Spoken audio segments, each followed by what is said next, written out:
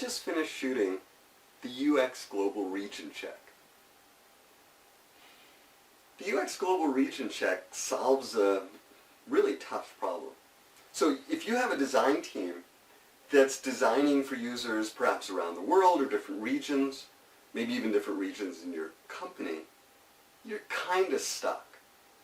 So you've got people that are going to use it around the world, but you're designing it in one place, and you can have some people that are experts in cross-cultural design, but still you really worry about whether there'll be problems in different regions. How do you deal with that? Well, I mean, you can do an unmoderated test and just send it out, but the problem is in an unmoderated test, you don't really know what's happening. You don't know what the problem really is. You don't have somebody to see what the issue is, or even notice if somebody is looking uncomfortable. So what we've done instead is we've created a solution where you can have people inside of your company in different regions who are not UX experts still run a basic talk aloud simulation test. And the way we've done it is we've set it up with a small training program. It's just a few hours. And you put them through that training program, and then when you're ready, you send them a request to run a test. Now you're going to have to decide how many participants, what the participants are like, what the scenarios are. You have to set it up, and we give you a template for that.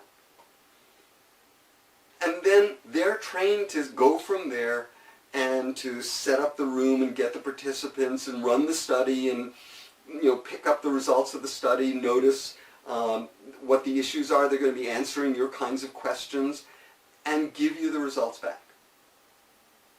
And so if you need to reach out and do tests in 10 regions or 20 regions or 50 regions, it's now pretty practical to do that.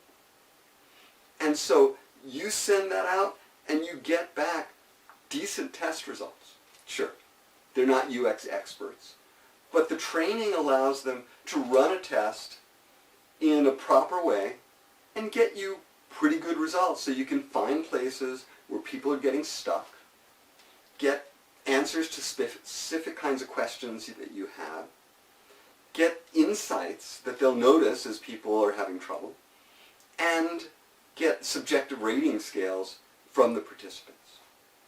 So this is a really cool solution to that problem. Do I burn really a lot of jet fuel and take really a lot of time and run around running tests? Do I send out an unmoderated test or just hope? This is a way of reaching out to your regions and getting good talk aloud test results in a really practical and quick way.